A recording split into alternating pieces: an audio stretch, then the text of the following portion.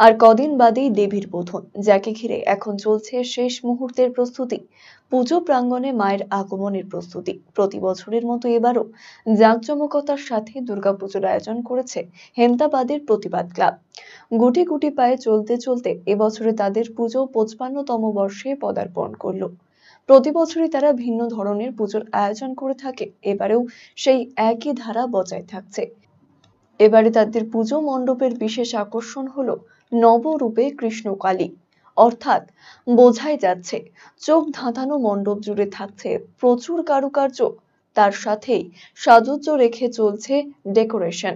সেই সঙ্গে থাকছে প্রতিমার মৃন্ময়ী রূপ এবং বিশেষ আলোকসজ্জা। পুজো কমিটির প্রতিনিধি পবিত্র চক্রবর্তী জানিয়েছেন, এবারে তাদের পুজোর বিশেষ আকর্ষণ এই অভিনব থিম।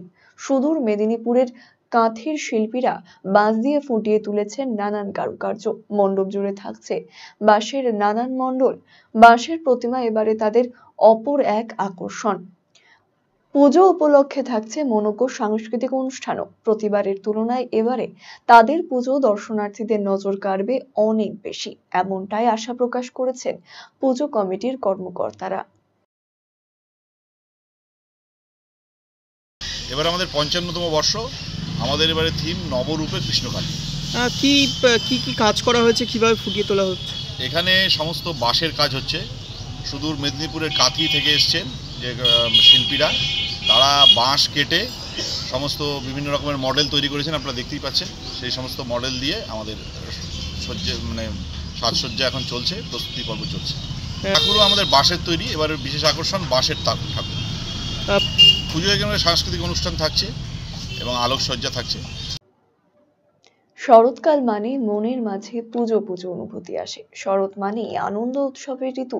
একদিকে ছুটির আমেজ, অপরদিকে বাঙালির শ্রেষ্ঠ উৎসব দুর্গাপুজো। আর কয়েকদিন বাদেই দেবী বরণ, মা আসবেন মর্তধামে, যাকে ঘিরে এখন চলছে শেষ মুহূর্তের প্রস্তুতি। পুজো প্রাঙ্গণে মায়ের আগমনের প্রস্তুতি।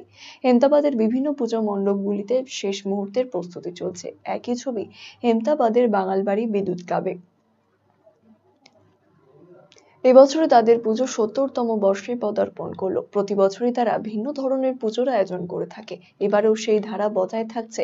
এবারে তাদের পুজো মণ্ডপ তৈরি হচ্ছে একটি কাল্পনিক মন্দিরের আদলে, সাথে থাকবে রঙিন আলোর খেলা, অর্থাৎ বোঝাই যাচ্ছে তাদের পুজো মণ্ডপটি কতটা কালারফুল হতে যাচ্ছে।